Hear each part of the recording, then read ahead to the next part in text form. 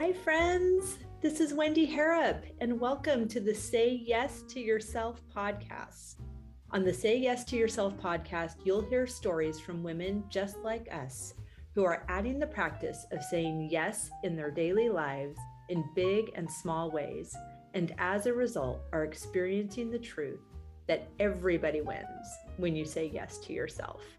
Saying yes to yourself is a graceful unfolding, an intentional becoming of the very best version of you. It is my hope that in these conversations, we are able to find our truth and be inspired and empowered to live our very best lives. I'm so excited to go on this journey with you, and I look forward to finding a bit of our own story in each other's.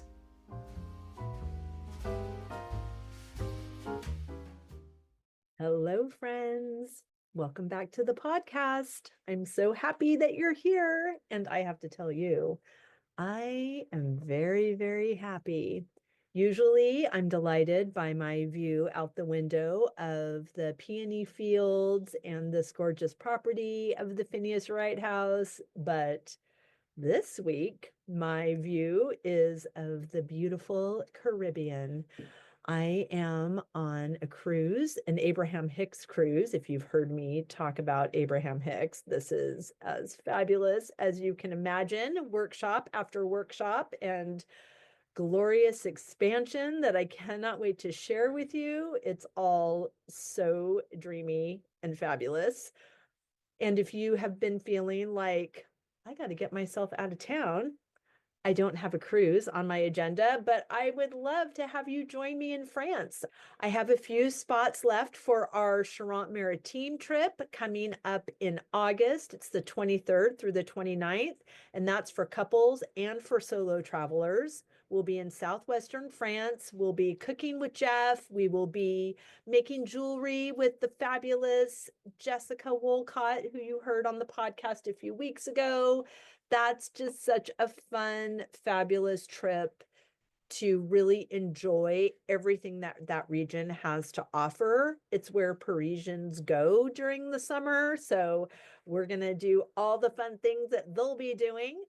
And if you would rather do all the fun things that they'll be doing when they get back home, you can join me for Paris and Normandy. So that trip is for solo female travelers. I have a few spots left for that as well, but we will be in Paris. We will be in Normandy for the majority of the time, staying again at Chateau Sancerre. It's so fabulous. All the links are down in the show notes. Join me there. It's so fun. Now, today's guest, she has a travel element to her story as well, but less pre-planned and vacation-like.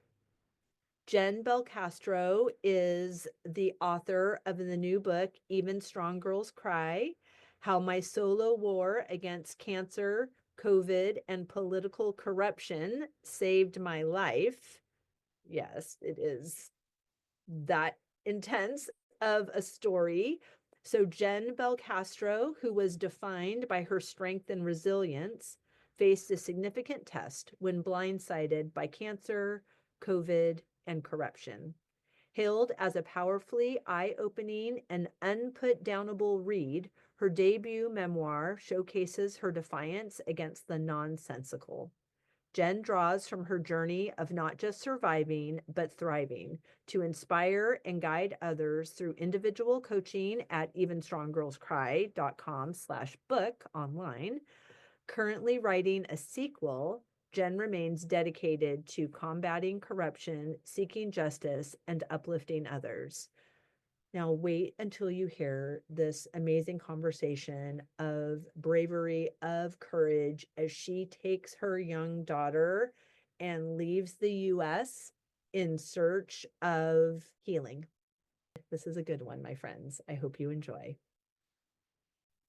Jen, no pressure, but I cannot even tell you how eager I am for this conversation.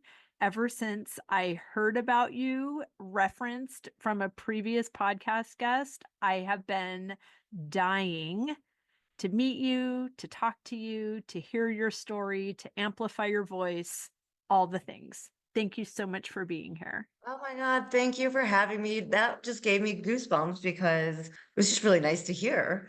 It's been about Halloween was the 1 year anniversary of my leaving my corporate job after 25 years in the big corporate world on the agency side of consumer insights. I had a breakdown, and I was on leave for about 6 months. I have ADHD, and it was a very toxic workplace and environment. And I came in one day and it was just an awful, toxic situation, and I shut down.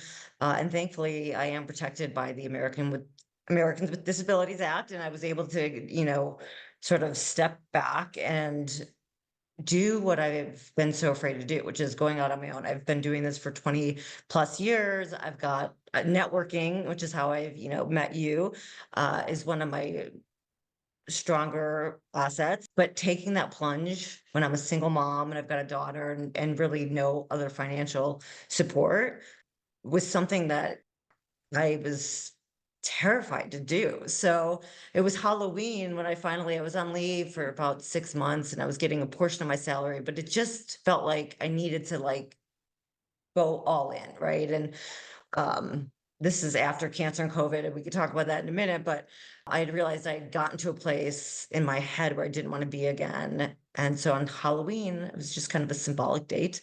I decided to go to LinkedIn and announce my corporation. And it's funny because the company I worked for, their lawyers very quickly sent me a don't forget about your non-compete or all your whatever you signed. And my lawyer said, well, apparently you got to them, so he's like, you don't have to worry about anything, like go on. But it's been a year and I've been assessing just everything, and I have a tendency to want to beat myself up more or be afraid of like, oh gosh, when is the next project going to come in, or when am I going to, I'm not doing enough. But I decided to not do that. I decided to take that day and do a sort of an accomplishments board, not just of the first year of being on my own, but it really was just a journey back into my life and what got me here. And really the big milestone with that was, oh, I'm still standing on 2 feet with my agency, and I published a book with ADHD. I feel like a lot of people couldn't write and publish a book. I look at the cover, I've actually read it, and I'm like, I feel like I don't even know how I did it, but you know, I've touched a few lives and have impacted a few people positively. And I think we were talking before the recording, but like negatively too. So that means I've had an impact, right? Like there are some people that like look at my whole life and my story, and I get these 1-star ratings on Amazon, like review. And I'm like, but there's no review with it. When you have 1 star, you're passionate about giving that 1 star, you usually explain. So it just tells me that there's detractors out there. And it's usually a sign that you're doing something that other people maybe are a little bit scared to do or Triggered by. triggered. It's almost like a mirror, right? I mean, and social media there are pros and cons for sure. I mean, I think you can find a lot of support. I've actually met friends, like really good friends from my past, the people that were in my corner, actually, like after my book launched and would see pictures of people on social media. I was like, oh, no colleague. I'm like, God, it's been like 20 years. We had a happy hour once, and now she's like a really good friend. And I opened her mind to just we don't think the same way about certain topics. My book can be quite polarizing. And I was so nervous that she was going to just like discount me for that.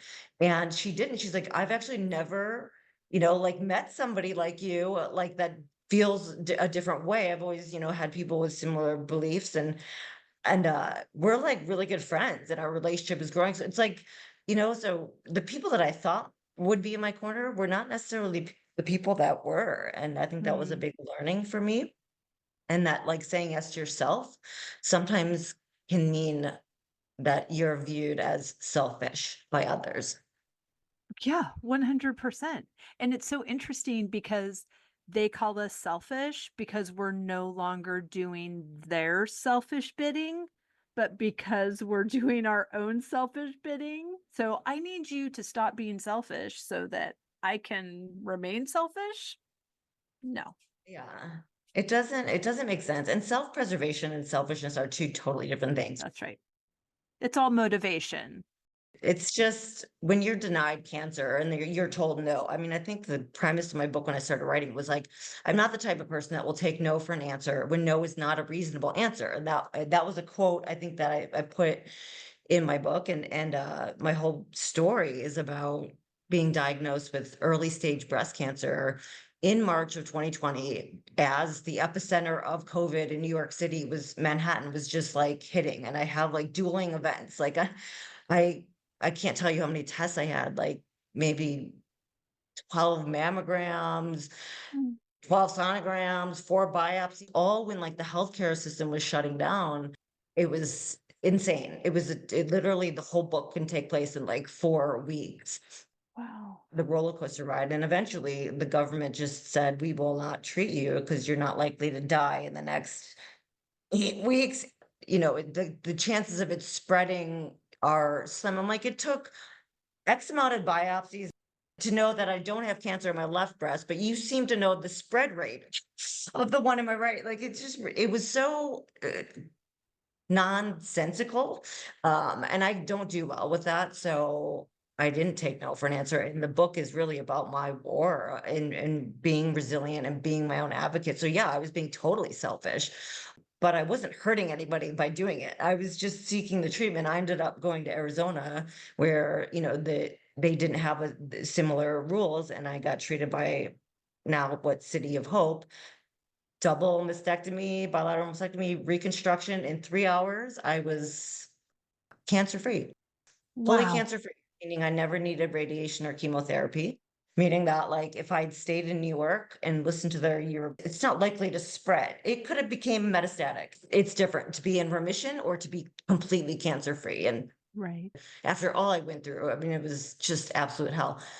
I had people like, "Oh, are you being too dramatic with your decision to like have this radical surgery?" And it was like, seriously? Like, you just had to laugh it off at that point. It's like you Right.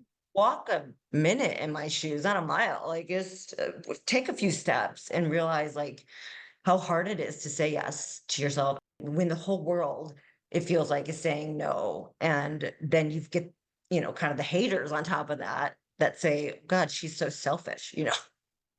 Oh, okay. I'm a single mom, and I do have a responsibility to my daughter. And so saying no is not an option, but that's always how I've been all my life. And it may look one way on the outside, but it feels a totally different way on the inside. And that's why the name of the book, I always knew from the start, was going to be Even Strong Girls Cry. Because there are a lot of those days, and we just don't maybe show it, or the rest of the world doesn't see it. Right. Well, the rest of the world doesn't, they have not earned access to it. Oh my God, I have so many things to say. Okay, you're amazing. I love you. Thank you. Thank you for writing a book. Thank you for using your voice. Thank you for not taking no for an answer. Of course, you could have thought, oh gosh, okay, I'm just one person and it's a global pandemic. So I'll just be quiet and sit over here until it's appropriate for me to use my voice, which so many people do that. So many women do that every day, 100 times.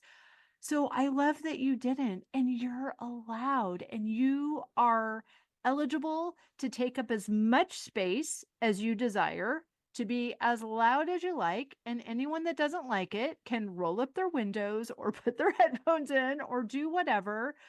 But you not advocating for yourself is not an appropriate suggestion by anybody.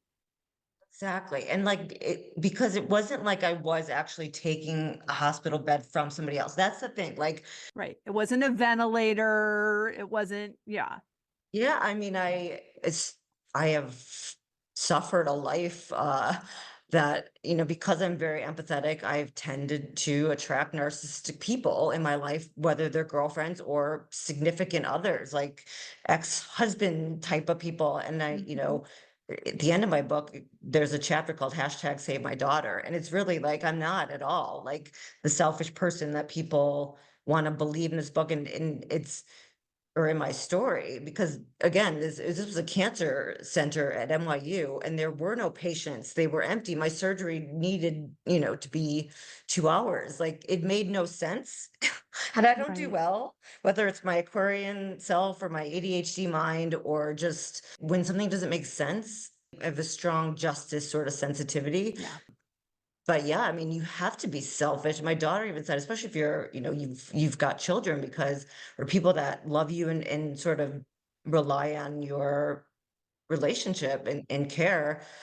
She's like, if your glass isn't full, how can you fill mine? And she's 14. She's just brilliant, and she had to walk this journey with me. I mean, I'm very vulnerable in the book. I talk about, and even my detractors will say, like, very vulnerable, authentic. So I admit, gosh, I kind of grew up in what people would think is selfish. I was one of 4 kids. I didn't like the rules that my parents had for me. So I left and went to a different state for college. It's not really a big deal. I got into some run-ins with the law when I was like 16, like kid stuff, right?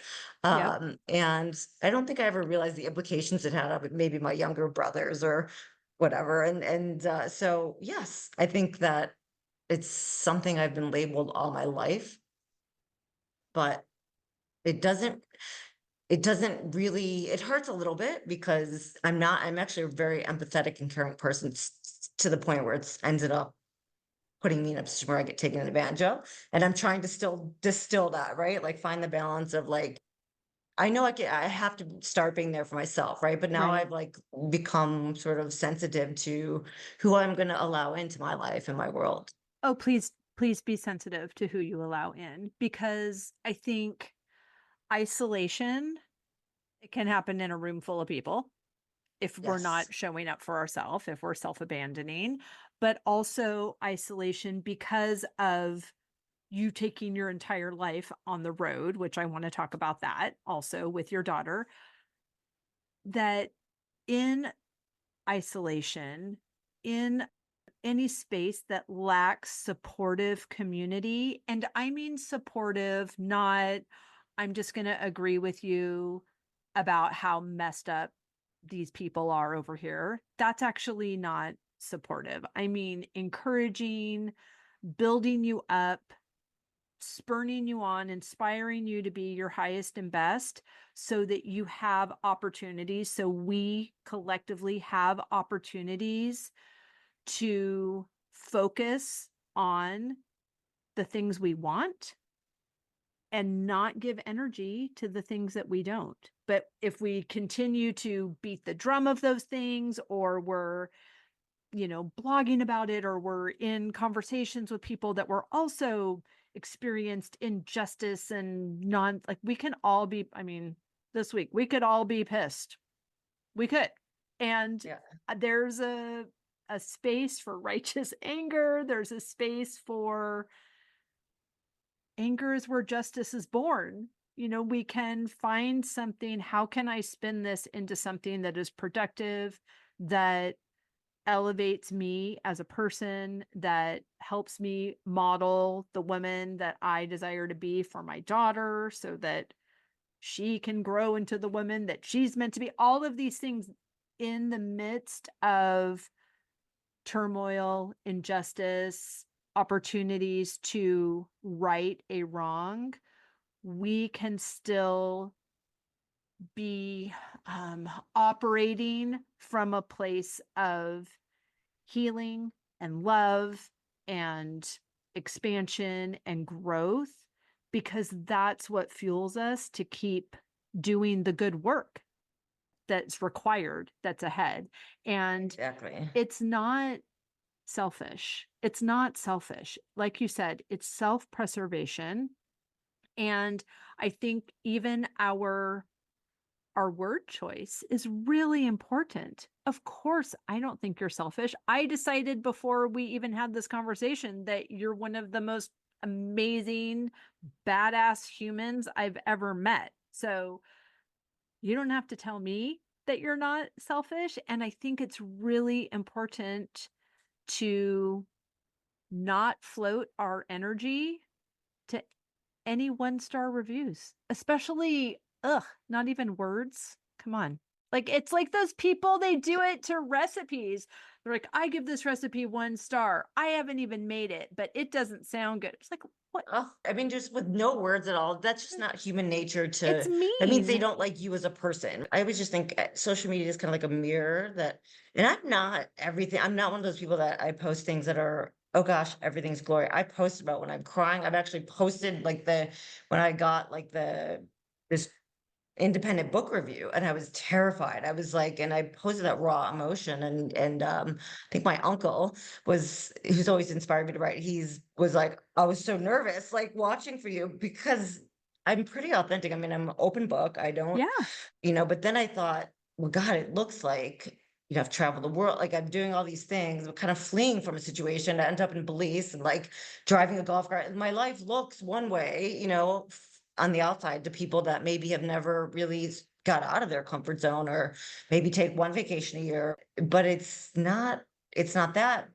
But then I feel like there are days when there's just so much, maybe there's so much of that on the negative side that it actually starts to like, maybe I'm letting it in and I don't realize it Yeah. because bad things are happening. And I'm like, maybe it's because I've got all this negative energy from people. And I just decided to take a little bit of a social media cleanse, and Good. stop. I was doing it more to inspire. That's why I wrote the book. Actually, I watched Nocturnal Animals for the first time and it was on Netflix and I just happened upon it. And I think I don't know if it's Jake Gyllenhaal, whoever plays the writer in there, he's like, I write because I want to keep things alive, things that would otherwise eventually die. And I think that's why I wrote my book, right? And I think by virtue of that, I can say I started to get all caught up this year as I'm trying to build my agency, be a single mom in a different country with no support, with a different language. It's like hard. And when I realized how hard it was going to be to market a book, I was like, oh gosh, like the writing part wasn't even the hard part. It Sure. was like, oh, you got to, spend even more money and like just I don't have the patience or like I just couldn't do it. I was like, that was never my goal. So I had to step back and again say yes to myself. My doctor said, just need to put yourself in a circle of the middle of a page and be selfish, like figure out who you are and what you truly want to be. Because with my ADHD, I can do, I'm a million things, like I'm all over the place. And so I have to, you know, say yes to me in a lot of different areas. And it looks one way to, on the outside looking in. Sure. And I think even the whole process of promoting your book, which is the telling of your story, which many elements of that story were so offensive to your personhood that it caused you to say yes to yourself many times, but to take what some may call drastic measures to Mhm. get yourself to a place where you needed to be. And in the story arc, that journey was restorative and impactful to you and your daughter and to those watching. And it was expansive and it elevated you. And that's the place that you wrote the book from. But in the promoting of the book, you are having to retell the story, and it's almost like it's reactivating the negative emotion that propelled you to make these bold choices. So no wonder it's taking a toll on you. Like, that gum has already been chewed. So to have to keep going back to it, yes, that's going to have an effect on you. So how can we create an environment where we can share our stories in a way that let other women know that they are seen and heard and loved, and they will not be discounted, and they do not have to stay small, while keeping ourselves in this high vibe place that we can do the next thing, because now people are watching, and we're not saying hey, look at me, I did this thing. We're saying, come with me, I did this Exactly. thing. You can do any. Freedom is a decision away. Your decision may look completely different than my decision, may look completely different from Jen's decision, but your freedom is in your hands. You have agency. It takes bold, inspired action. And if you write a book about it, you have to, review and revisit those things that are painful. And you have to be criticized. Yeah, I mean, yeah, there are like in my book especially, there are people like that. Again, there was part in the book where I didn't want to necessarily go there because I knew that like the repercussions of it could be, well, people aren't going to understand. But actually, it was like, no, then the whole point is moot because then I'm not saying yes to who I am as a person. Like, Right. and maybe I can educate like this one woman, she's like, I just would have never guessed that. And like we don't talk about our just like misalignment. I'm curious. I'm one of probably the most curious people in the world. I love to learn. I think if everyone thought the same way, the world would be a really boring place, right? We don't all Yes. think the same way, but we should all be respectful, right? I mean, I think Totally. that I can learn from somebody who doesn't think the same way I do. They can learn from me if, to me, it just only opens up your worldview, which has been my, I guess, issue with, I don't care what side you are on politically. It's like the lack of critical thinking. And I think social media, feeds into this too, is nobody really does their own, like even common sense checking on things. And, if they drop you into one world and they expose you to this is what you're going to think, and so Right. I've never been that. I'm a very curious person. So I think my daughter came home one day and she said something like X amount of people in the world have curly hair. And it was not possible. Like I was like, and I'm like, it's coming from TikTok. So I'm like, wait a second, let's like think about this, I mean, it's like they come up and say, okay, the world is like flat or the earth is flat. And like, but their way of consuming information is different than, I'm almost going to be 50, which is really hard. I'm just curious and I kind of want to turn everything on its head before I really, want to have somebody else kind of say, this is how it is. And you have to kind of like sort of subscribe to that or you're not who you just that doesn't make sense. Or your voice is silenced because you're afraid of your beliefs being different and like that being held against you. When in reality, it's like, no, I am who I am, like, and I care and respect everybody else. And I've had to all my life, so not had to, I've just been what I've done. And it's a tough world out there. Yes, it can be. It can be. And so I love the ways that you are creating safety in the world for yourself and for your daughter. And that is really the extent of your responsibility, right? Like you are taking care of you and you're taking care of her. Yeah. And Yeah. of course, other things are going to fall into place, but that is your true responsibility. What do you want the reader to come away with? I think it's exactly that. I think it's like you said earlier, especially women, we tend to, okay, well, the doctor said this, and I don't want to be misperceived as not caring about somebody else or for the greater good of humanity. So I'm just going to take a back seat to myself and I'm going to let cancer grow. Like in the book, I talk about how when I was received those statistics, like you could probably live another year without it spreading after I've had like 5 million tests about a breast that didn't have cancer and they didn't know. And even when I got to Arizona, they're like, wow, like that was a good catch. We still want to do another. I was like, no, I'm done. Like, just take them out. Old, and even the size of what I had, even my men, my ex-husband saying, like, oh, free boob job, go bigger. It's like everyone's weighing in on my life, my body, my choice.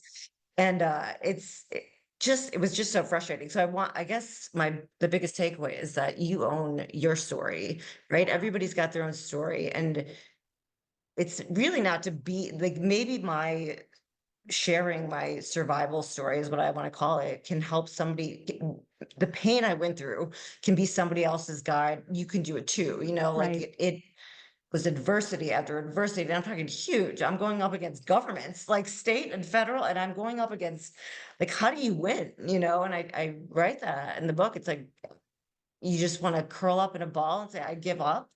And there were days, there are still days, because there's always a fight, right? There's always something to like, you know, to be resilient and to do that. And I think just inherently as women, it's very hard for us because we're always giving. And and if we don't, we're maybe misperceived as being selfish. Right. Right. The message is really that there's always a solution, and to not give up and to find the community and like Yeah. say yes and this podcast and find the other people that have their stories. And just by hearing what others have done, what other women have done in the face of adversity, it just helps you not feel so alone, right? And I Totally. felt so alone. There was like shutdowns physically, and like, I don't think I've ever felt more alone. And I write about that in the book as being a good thing, because at the end of it all, I think it was really to find myself again, right? Like I Yeah. needed to go and find the value of my life again. I had been running in the rat race of Manhattan, living paycheck to paycheck, revolving doors, single mom. It sort of allowed me to step back and say, no, this is not how I want to live. And that's why led to the decision where my daughter and I packed up everything we owned into 3 suitcases, and we just headed to Central America, La Isla Bonita, where Donna sings about, San Pedro Belize. And just in my last chapter, I talk about the ferry kind of leaving with just all of our possessions. And it was just the most eerie and scary feeling. Like you're 90 minutes away from like the mainland, and nobody, you've got an apartment, but you really know nobody, and you have a job, but like it's just such a surreal feeling that I mean it's indescribable, I guess.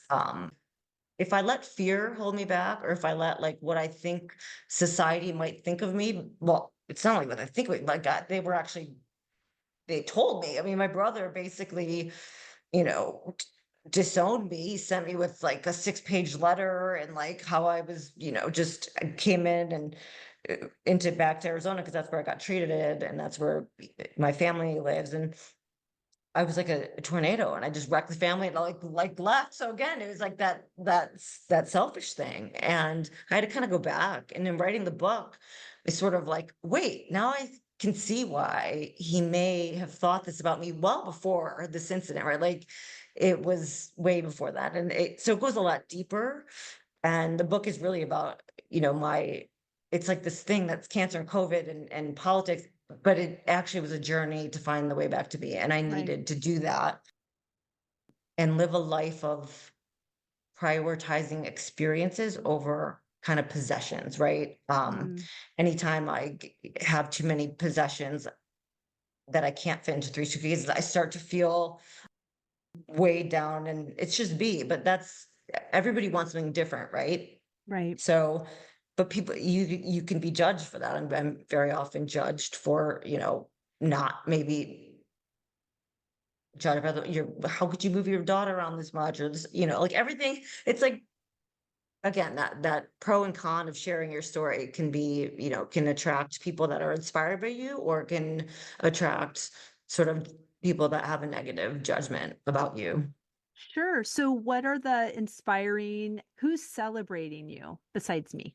How are you feeling celebrated in this? How is your daughter having experiences that she would not have had if you stayed in the US? Like what are the clues that have shown you 100% this is what we should have done?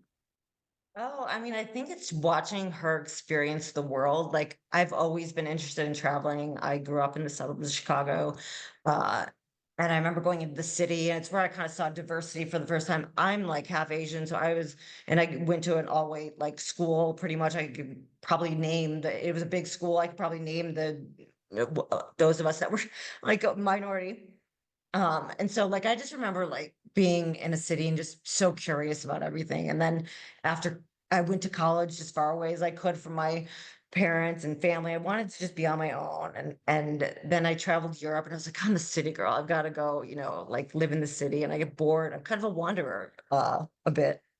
And that is, you have to, there are days where I'm like, is this the right thing for her? Like, is this what I like to call the white picket fence American house dreamer or whatever I call it? It was never for me ever in my entire life. And how does it impact her? But when I see her in San Pedro and she's on the San Pedro Kids Council, like to try to make the island a better, it's a developing country, Belize is. And so she's sitting there with her friend in this little like uniform in this developing country, helping, make the island a better place. That's like just one example of so many that, like I didn't have growing up. I think our vacations consisted maybe of one trip to Disney and camping. Didn't grow up with a lot of money. And no, she's traveled the world. I mean, I've had adult like friends be like, not know the difference between customs and immigration. And she could like, she's just traveled the world and it's just so cool to watch that and to know that Right. like, now, granted, I mean, there are days I'm like, one day she might hate me, for like You these know big what? moves. Right. But you didn't move and you had the one day where you hated your mom too. So I think it's a rite of passage to hate your mom at some point in your life. So And we don't, talk about it. I mean, I think right, just also exactly.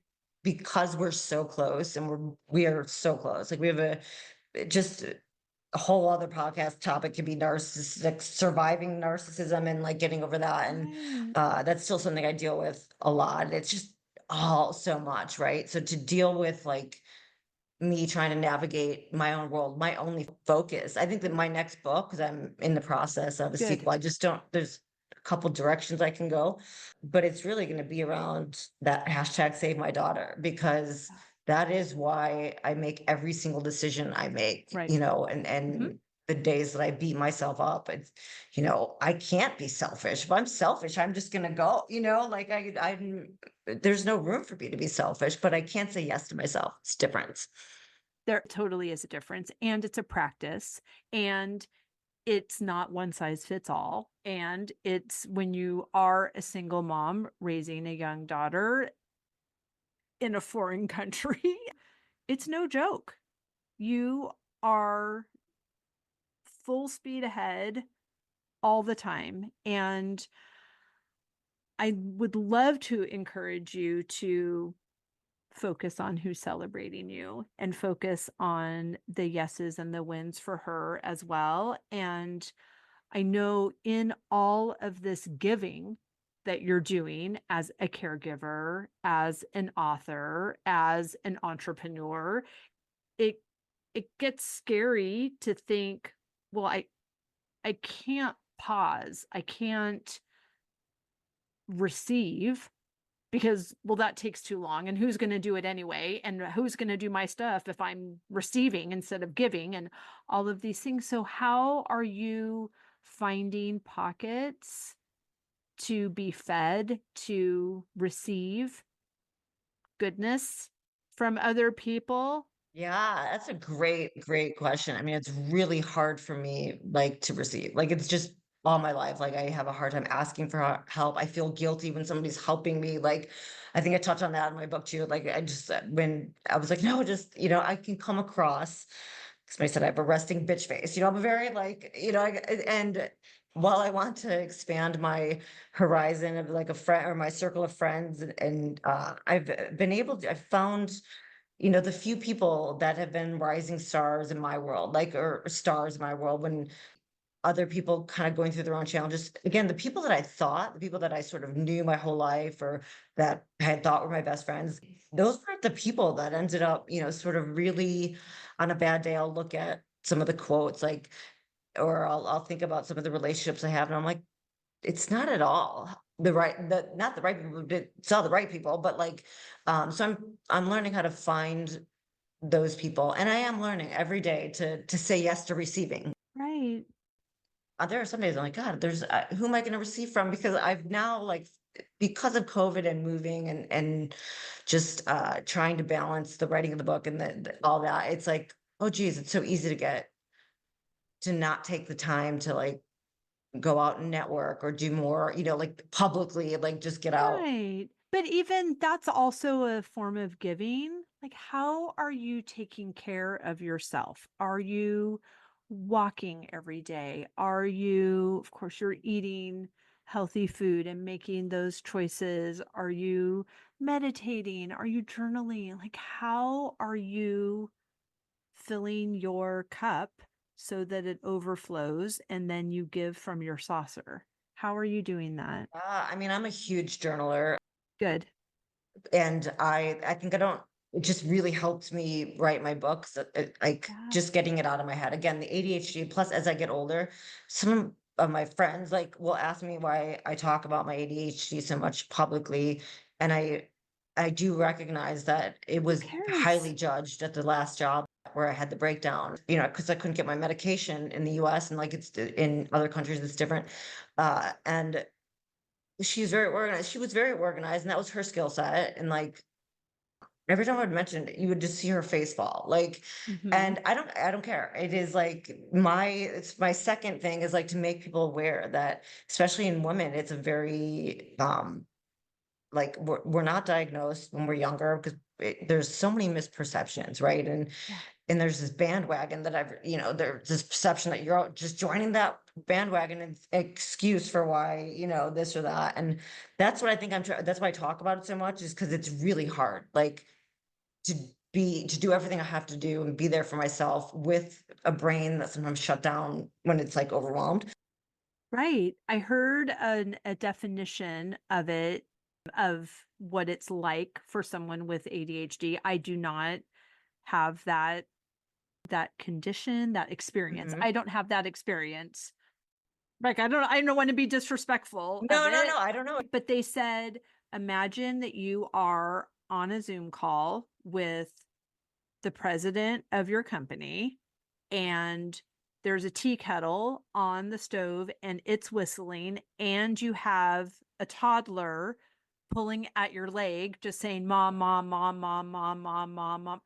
That is how every moment of every waking moment of my day is like. I'm just all this stimulus, and I am trying to focus on the Zoom call with the president of my company, and there's all of these things that are vying for my attention, and that's what a day in the life of someone with ADHD experiences. That's kind of another book I want to write, because as I go through like perimenopause or something, just recently I'm like, I've been noticing, because I journal, and I actually started doing like guided meditation. Like you can find a lot Great. of like Yeah, free, on YouTube, whatever, just because it does quiet my mind. One of the symptoms are just our minds start to like random stuff too. Like I remember one night in Belize, like just there was this dog, that stray dog that I think came to die under our porch. I had just bought this condo. oh, And I was like, it was a big dog, and it was definitely like I felt so bad for it. And we lived up these like kind of scary windy steps. And I didn't go to sleep that whole night. I thought about like, what is it gonna like, what am I gonna do if it dies? Like, who do I call? Like, and I'm like trying to sleep, and I'm like, am I gonna get arrested? And I'm pulling this body of this animal across the street. It's like this dirt road with like a bunch of bumps, and they're, just it's just like the most random thoughts, keeping my mind awake, and it's painful. It's like a ping sure, pong ball. But there are many pros to it too. I like don't know if I'd be here without the sort of spontaneity and just sort of not over analyzing it in the moment, because if I do that, I'll just freeze, like, and I won't make a for decision. sure. But it's gotten bad. I mean, I think I could start a chapter with, yes, that's me standing there when I physically can't move. Like it's hard to explain, but around a certain time of day, medications worn off. I've given kind of everything to everything I have, like my to-do list, which is always huge. Right. And the remote might be right there, and I can't even reach to get it. That's how it's become a physical, they call it ADHD paralysis, but it's really decision paralysis, and it happens every day around dinner time. And I'm really trying to work on that. And I want to cook. I've wanted to want to cook for so long. I hear I you. mean, I love looking at Food and Wine magazine, and like it's Mhm. very calming. But to actually like for me, going to the grocery store or just like even getting into the kitchen, and my daughter is ADHD too, like it is a moment of like, we just shut down. Can you investigate? Are there ways to get some support around that? Not support like, oh, take this other medicine or do this practice. I mean, have a cook. Exactly. Yeah. See, now there was a business idea around the whole thing. That's the beauty of ADHD. I was like, you know what? In Panama, like there's not that frozen, you could go get like a lean cuisine or something and pop it Right. in the microwave. And I'm a personal trainer on the side. So like, a friend of mine and from way back my San Francisco days, she lives in Ireland. She has a gym, and I just follow her social media. But she created a business where she creates these fresh meals Sure. that people make their orders on Sunday for what they want, breakfast, lunch, and dinner, and they just Mhm. look so amazing. Yeah. I mean, there has to be. Where are you living now? I'm still in Panama. You're in Yeah. Panama. I'm sure there is someone in Panama that lives near you that loves cooking, that cooks all day, that can make a few extra portions. And then even if you, now I'm an idea factory also, like if you have another person that you know that would also dream of somebody else making their dinner, you can share this cook and they can make your dinner and then they're making their own dinner too and everybody wins and Everybody went they exactly. get a little money for it and you don't have to cook. I mean, a solution exists. I think it's when we feel like we're responsible for solving every problem that there is globally and then Mhm. regionally and then in our neighborhood and then in our homes and our businesses that, I mean, that's when dinner becomes potato chips and a gin and tonic because I just like I've expended all of my problem solving skills on the world and there is nothing left for what in the For world me, we're and going to I have think for that's my dinner. daily challenge. I think that's what I'm Mhm. working through the most. I did, start like the meditation, and it really helps Right. me shut down my brain because I was shockingly able to like follow. I didn't know guided meditation. I can't sit there with my own like mock Oh, silence right. because my ears ring. I have like from bartending in clubs in my earlier days, I have like constant tinnitus, so like that's not good. I'll take a nap during the middle of the day. It's something I can do as an entrepreneur, like you Yeah. can, it's like the guilt of leaving the 9 to 5 still sometimes plagues me, even though I work around, there's really no like cutoff. But, my little green instant message light doesn't need to be on for anybody. I don't just, invent a moving mouse so that my boss, my toxic boss, see what I'm doing, because I can also get generally like most of my work when I was working corporate America done in like 2 hours. So, Right. I mean, there's just so much like lack of productivity and so much to analyze there. And the world has definitely changed. But I do make a point I journal a lot because I try to figure out, when do I have my energy most and how do I fit this all in? And my daughter and I do vision boards every year Good.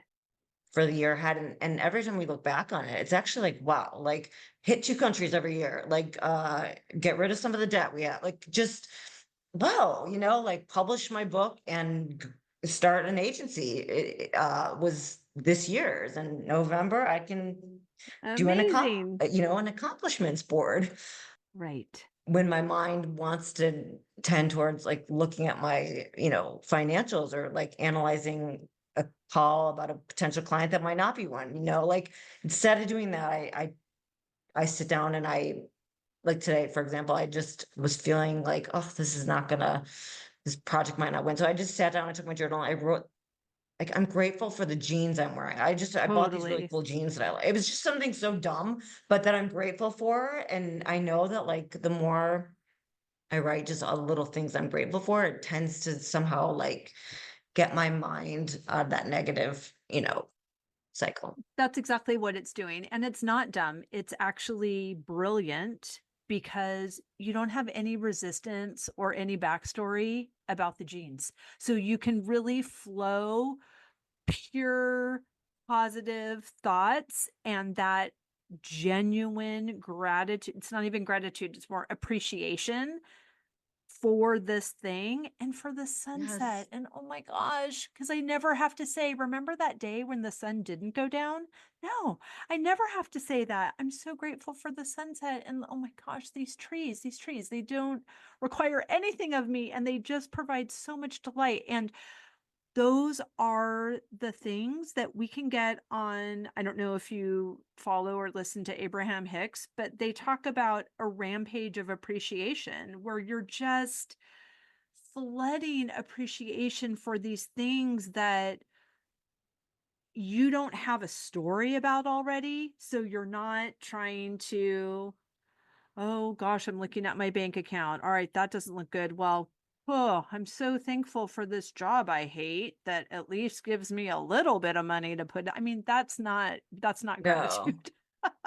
So it's, focusing on these things that are not triggering for us, that are not a backhanded way to complain about something or a person or The whatever. fully It's present just, moment.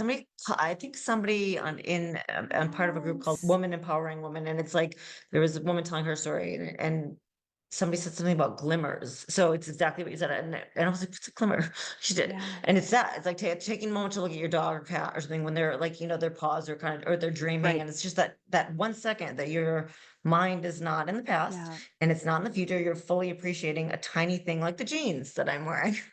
That's right. That's right. And it's practicing that kind of presence. It's the generous present moment. Exactly. And that's what I think moving abroad really did for us on a big scale, right? Like it For just, sure. you don't have to create an experience going out every day or, just learning how to drive a golf cart or, it was just a whole new way to kind of really value our time together. And it made up right in the book. Cause when you're caught up in that, I wasn't the best mother. I wasn't present for anybody. I definitely wasn't. I was just going through the motions, probably snippy, go to brunch. And I was like, here's your iPad and I'm going to have a drink. And just like let's just get through the day, and that's Right. not living, right? And so cancer and COVID really taught Right. me that what's the point of all that, like and so that was the whole reason for just plunging into what I like to call a very unconventional life. And I had started a blog, and it was actually theredbeanie.org, and it's really all about our travels that first year and the people we met, and just watching her go fishing and catch a fish out of the ocean in our backyard. And like, then I'm cooking it for dinner, which was, we can't get the moment where I was like crying with the fishing rod. It was all tight, like the line was all tied up. I'm sitting here, I have no clue what I'm doing. And some 13-year-old boy had to come help us. And so we have these such great stories that, we're constantly forced to be in the present, whether it's a good moment or not. It's a laughable moment later for sure. Right. Oh, I love that. Oh my goodness. Okay. I knew that I would love this conversation. Thank you so much. Please tell everyone where they can find and follow you, where they can get their hands on the book, anything that you want us to know. Definitely, I will. It has been such a pleasure meeting and talking to you as well. I'm really just very uplifting. Thank you. Oh, my pleasure. This is so fun. Yes. Tell us where to find you. So my book is on Amazon in all formats. Even Strong Girls Cry is the name of it. And you'll see a silhouette of my daughter and me against the backdrop of New York City on the front, and a cover that I'm really proud of. We'll link everything down in the show notes, and I just cannot wait to follow along your journey and continue this conversation. Awesome. Thank you.